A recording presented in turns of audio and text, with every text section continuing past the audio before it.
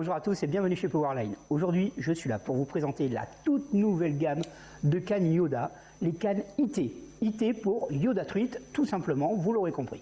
Les cannes IT ont été à la base construites et préparées pour aller pêcher les salmonidés. Mais elles sont tellement bien préparées, tellement bien conçues, que vous vous rendrez compte que vous pouvez aller pêcher tous les carnassiers avec. Que ce soit la perche, le cendre, le black bass, l'aspe, le chevenne ou encore même le brochet pour notre canne la plus forte de la gamme. La gamme IT est couverte par 3 cannes, la IT6, la IT7 et la IT8. Donc la IT6, Yoda Truite 6 pieds, IT7, Yoda Truite 7 pieds et la Yoda Truite 8 pieds pour la IT8. Je vais donc commencer par vous présenter la IT6, une petite canne, un petit bijou que j'adore pour aller pêcher dans les tout petits ruisseaux, les petites rivières de montagne ou encore même en arrêt à troute pour ceux qui pêchent avec des tout petits leurres. La IT6 donc 6 pieds, 1,80 m, 0,5 à 7 g pour la puissance de lancer, un poids de 96 g, comme je vous disais c'est un petit fleuret pour aller pêcher, et un encombrement de 95 cm une fois que vous l'avez mise en 2 brins.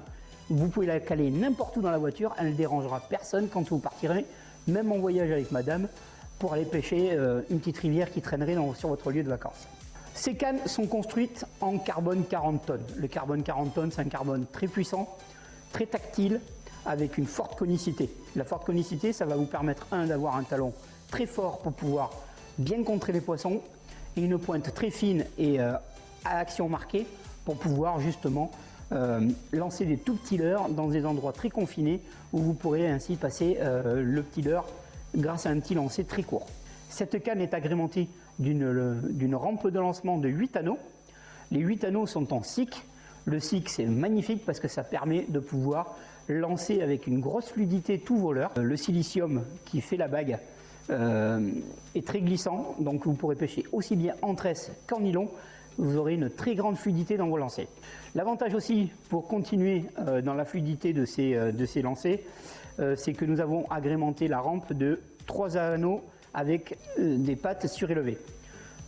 Un anneau sur la partie talon et 2 anneaux sur la partie sillon.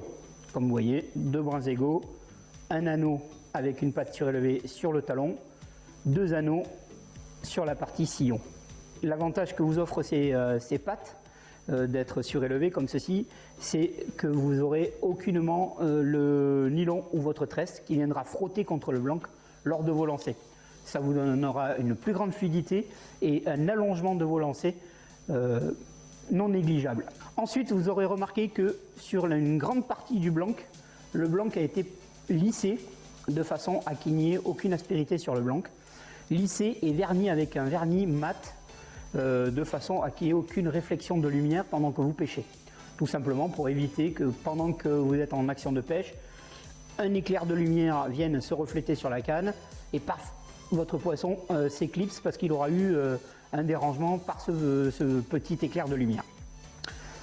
Ensuite, on a renforcé ici la poignée avec une petite trame de carbone supplémentaire, ce qui va donner encore plus de puissance dans votre talon pour pouvoir contrer les beaux poissons. Et vous remarquerez que sur la partie sillon, les ligatures sont sans fioritures, des ligatures simples.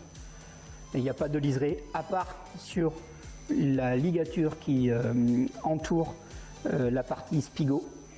Par contre, toutes les ligatures de la partie talon sont accompagnées d'un petit liseré rouge, ce qui va donner un peu plus de classe à la canne. Voilà. Vous voyez ici le spigot a été renforcé aussi par une ligature, les ligatures donc avec un petit liseré rouge. Ici à l'arrière, à l'avant de la canne, pardon, vous avez le logo Yoda qui est en filigrane, qui est magnifique. Et ensuite, vous avez les inscriptions sur la canne ici en lettres dorées. Vous remarquerez aussi que sur la canne, vous avez un petit sticker orange comme ceci. Ça, c'est pour que vous les reconnaissiez dans les magasins. Avec d'un côté le logo de la canne, le logo Yoda, et de l'autre côté les caractéristiques de la canne. Vous avez donc, si c'est le nom de la canne, si c'est une spinning ou une casting, la longueur et la puissance. Voilà, vous savez tout. Et ensuite, on finira parce que moi, je suis en train de kiffer le plus sur ces cannes-là, c'est la poignée et le pommeau qui sont en liège et en bois. Alors moi, j'adore pêcher avec ces cannes-là parce que tout simplement, j'adore le toucher du liège dans la main. Ça n'a rien à voir avec le toucher que peut avoir l'EVA, même si j'aime pêcher avec des cannes en EVA, hein, mais ça n'a rien à voir avec le toucher que peut avoir le liège dans la main, et la retransmission des touches aussi n'est pas pareille. Donc je vous répète les caractéristiques de la IT6, donc 1,80 m, une puissance de lancer de 0,5 g à 7 g, un poids de 96 g et un encombrement de 95 cm une fois que vous l'avez rangé en deux brins. L'avantage du deux brins aussi, c'est que quand vous allez pouvoir passer dans des petits chemins où ça peut être très encombré avec des ronces, des branches d'arbres, vous pouvez ainsi déboîter votre canne pour pouvoir passer beaucoup plus facilement dans cet espace-là. Maintenant, on va passer à la canne IT7. Donc la IT7, 7 pieds, donc 2,10 m, une puissance de lancer de 1 à 12 g. Là, on commence à lancer des leurres un petit peu plus sympas. 2,10 m, ça permet aussi de passer dans des endroits un petit peu plus de gabarits différents, on va dire, puisque là, on va pouvoir pêcher aussi bien la petite rivière, le petit ruisseau, mais aussi commencer à aller voir la petite rivière de plaine ou les grands étangs. La IT6 aussi, ce que vous pouvez faire, et ce que j'aime bien faire aussi, c'est aller pêcher dans les trous taria avec. Là, vous allez voir, c'est parfait pour lancer des toutes petites cuillères à jiguer, c'est magnifique. Mais vous verrez qu'après, plus on monte dans la gamme, plus ça nous permet aussi dans les truites taria, avec les cannes IT6, IT7 et IT8 conjuguées, de pouvoir aller pêcher dans ces endroits et pouvoir monter en gamme de leurre et en puissance aussi pour pouvoir aller chercher des poissons plus gros. Voilà. Donc je reviens à ma IT7. La IT7, 2,10 m, 1 à 12 g de lancer. Elle fait un poids de 108 g. D'accord. Donc belle canne, toujours très légère. Et un encombrement de 1,10 m une fois qu'elle est comme ceci démanchée. Comme je vous disais aussi, c'est une poignée qui sert de porte-moulinet. Donc vous venez la dévisser ici, hop, vous mettez votre poignée en place, votre pied de moulinet en place, vous refermez et vous avez votre moulinet qui est en place ici. Ok. Donc je vous rappelle les caractéristiques de la IT7. Donc IT7 Yoda truite 7 pieds.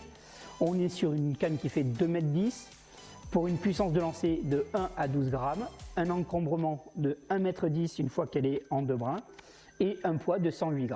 Voilà, vous savez tout sur les cannes IT6 et IT7. Maintenant, on va passer à la IT8 et restez avec moi parce qu'à la fin de la IT8, je vous expliquerai aussi comment fonctionnent les spigots et pourquoi les deux parties, que ce soit la partie sion et la partie talon, ne viennent pas se toucher au spigot. Allez, on est parti. Donc la canne IT8, 8 pieds, 2,40 m donc.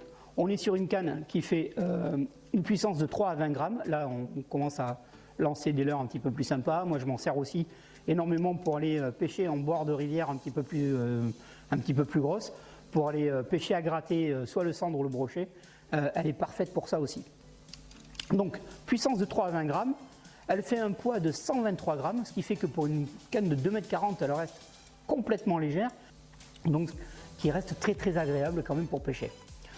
Et une fois qu'elle est dépliée, vous êtes sur un encombrement de 126 cm. Là aussi, ça rentre facilement, suivant la voiture que vous avez, ça rentre facilement sur la plage arrière et vous pouvez la mener un petit peu partout avec vous et ça vous permet d'avoir une canne un petit peu plus puissante pour aller pêcher un peu partout avec. Alors, comme vous êtes resté avec moi jusqu'à la fin de la présentation des cannes, là je vais vous parler juste d'un petit truc, c'est que je vois beaucoup de commentaires, je vois beaucoup d'écritures sur les réseaux sociaux où il y a beaucoup d'interrogations sur le spigot. Pourquoi sur certains spigots l'emmanchement ne vient pas se faire jusqu'au bout. Donc vous voyez, je mets hop, ici mon emmanchement et là normalement on ne va pas jusqu'au bout.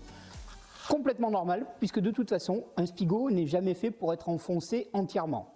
Pourquoi? Tout simplement pour les propriétés mécaniques de la canne, pour que la canne garde toute sa courbure et que le spigot ne vienne pas ici en buter dans la partie sillon et vienne exploser votre partie sillon à un moment donné où vous avez une touche où votre canne se courbe et pour répondre au rush d'un poisson. Donc si vous avez ici le spigot qui vient se toucher, ce n'est pas normal. Il faut toujours un petit écart pour justement que dans la courbure de la canne, il n'y ait pas un choc entre les deux parties, la partie sion et la partie talon. Comme ça, vous voyez, votre canne garde sa courbure normale.